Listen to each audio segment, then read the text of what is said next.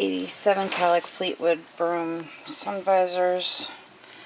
So, as you can see, this is the passenger side. You can't just lift up. It will close and it will open, but you have to pull out and up. Okay, see, it stays open. Okay. And then to close it, just do the same thing. Okay, so we've got just a little broken piece right there that covers the hinge, which is why you have to do that. Okay. Driver's side, no problem. Open, close. But again, these lights are untested. And overall, you know, they have their normal average wear. Some fading.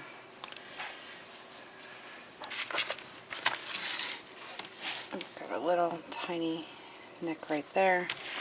And as you can see, the material is just a little bit loose here. Okay.